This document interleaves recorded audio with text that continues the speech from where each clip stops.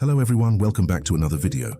Today we're diving into part 3 of our fascinating series on every zombie in Plants vs. Zombies 2. We've already covered the pirate seas up to the Wild West, so grab your shovels and let's dig into the frosty and funky zombies you'll encounter next. Oh, and by the way, before we start, how about hitting that subscribe button? It'll make Mr. Peace happy, no pressure, but it's the right thing to do, and it'll help me buy more plants to fend off these zombies. First up, let's venture into the frostbite caves where things get a little chilly. Meet the cave zombie. These guys are just your average zombies, but with one frosty twist. They are completely immune to any freezing effects. Yeah, that's right, you can't just iceberg lettuce your way out of this one. They'll only get a bit slower, like they're strolling through molasses. So, before you whip out your iceberg lettuce, think twice because slowing them down is the best you can do. It's like trying to freeze a glacier with a hairdryer, futile and a bit embarrassing. Now let's talk about the hunter zombie. This frosty fiend's main job is to freeze your plants. But here's a fun little quirk. The hunter zombie can't freeze cold snapdragon, a plant that breathes icy fire. However, it can freeze other wintry plants like snow pea and winter melon. Make sense? Of course not. Plants versus zombies logic, folks. So forget the Cold War and bring out the fire plants. They'll roast these hunters better than a holiday turkey. Oh, and here's a funny bug. If a puff shroom is vanishing and the hunter zombie freezes it right before it disappears, you get a frozen nothing. Yep, it's like an invisible ice sculpture. Looks cool, does nothing. Moving on to the Yeti imp. Did you know these guys are the slowest imps in the game? They're like the turtles of the zombie world, but not the fun ninja kind. They shuffle along so slowly that you'll wonder if they're even trying to invade your lawn. In the grand race of zombies, the Yeti imp is that one guy who shows up to a marathon in flip-flops. Next, we have the dodo rider zombie. Riding on a dodo bird, this zombie defies history because, unlike real dodos that were flightless, this one can soar over your plants like an annoying seagull.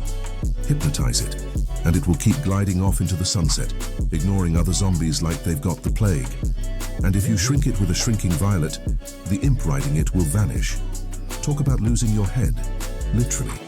When Snap Pea eats a shrunken dodo rider zombie, it spits out a tiny imp head. It's both creepy and oddly satisfying, like zombie caviar. Now let's get acquainted with the troglodyte. This zombie always shows up with frozen blocks containing Yeti imps. They're like those annoying relatives who bring uninvited guests to your party. If more than one troglodyte is in the same lane, their ice blocks will stack up, creating a zombie traffic jam. Here's a pro tip. Use olive pit against them. The olive pit's oil slick will stop the troglodyte in its tracks, making it abandon its ice block and walk through the pit like a zombie slipping on a banana peel. Classic. Onto the weasel hoarder zombie. These guys are just like the chicken farmer zombies, but instead of chickens, they unleash weasels. Stun them, and they won't spawn any weasels at all. It's like hitting the snooze button on a Monday morning. Peaceful and effective. The primal pea shooter is a great choice here because every shot is a stun, and who doesn't love free plants from Jurassic Marsh? Let's not forget about the ice weasel, a tougher cousin of the zombie chicken. These frosty critters have 40 health compared to the chicken's measly 1 health. It takes 2 peas to take down an ice weasel, and just when you think you've got them figured out, they cross over sliders like they're wearing ice skates. Too light or too fast? Who knows? But they're definitely too annoying. Next, we have the sloth gargantua. Unlike other gargantuas who carry 1 imp, this lazybones hauls around 3.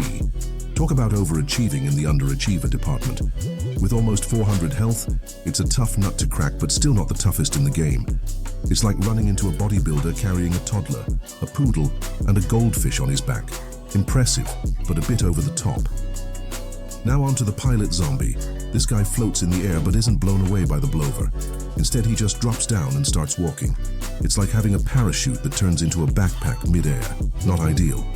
The pilot zombie can't munch on low plants like spikeweed while he's floating, probably because he's too busy enjoying the view. However, the draftadil can blow him off the lawn completely, unlike the blower. Why? Who knows? Maybe he has a fear of drafts. Finally, we arrive at the excavator zombie.